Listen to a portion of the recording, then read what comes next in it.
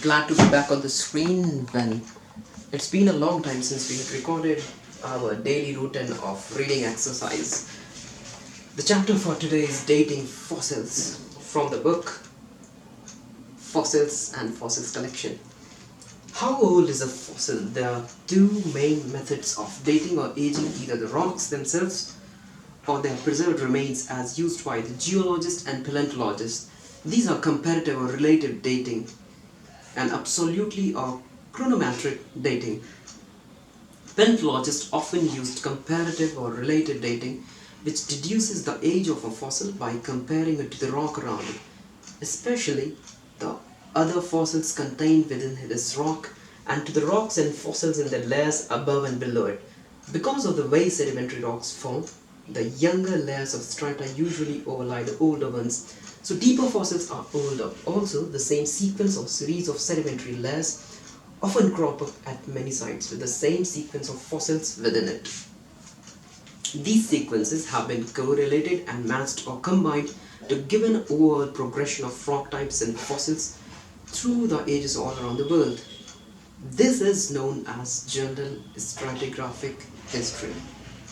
If a fossil comes from an isolated layer of rock, the features of this layer can be used to place it into the overall progression stratigraphic history, and so the age is revealed. Index fossils. Some types of organisms are very widespread as fossils, and they have also changed in characteristic and recognizable way through time. These evolutionary sequences are very useful for dating. The well-known fossils in them are known as index marker or dating fossils. They help to pinpoint the time origin of more obscure fossils found with them. Common examples of index fossils include shelled marine animals, which formed plentiful remains in marine sediments and are often worldwide in distribution, are included on later pages in this book. For instance, triglyphics are used for dating Cambrian rocks. Graptolites are common and widespread index fossils for the Ordovician and Silurian periods. Belemnites and ammonites show characteristic evolutionary sequences through the Jurassic and Cretaceous periods. Foraminiferae, which are tiny and simple-shelled organisms of the plankton, are used through the Tertiary period. Absolute dating, also known as chromatic dating, this method is based principally on the physical process called radioactive decay.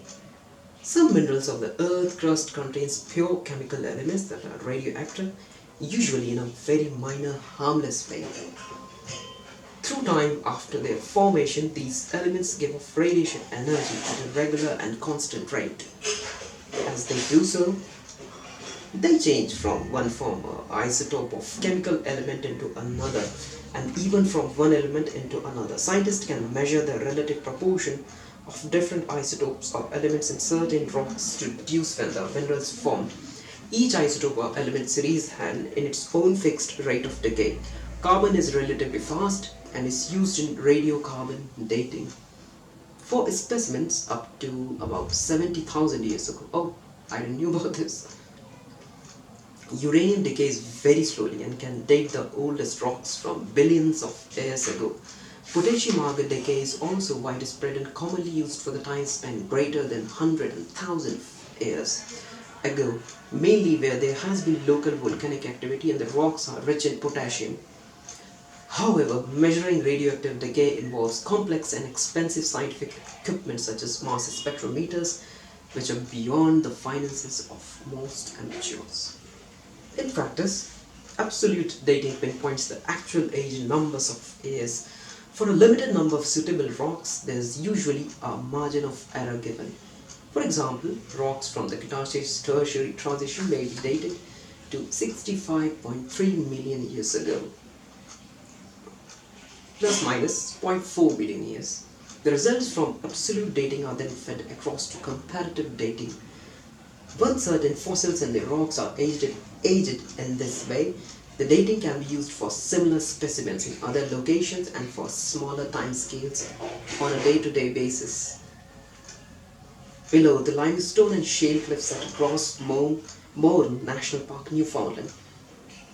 That is really strange. See the contour of the land here. I'll just show you. Just see. Can you see that?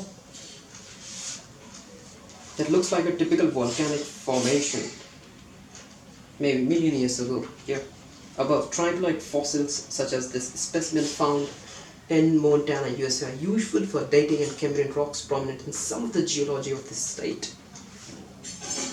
So that's all from my side today. The complete guide to fossils and fossils collecting.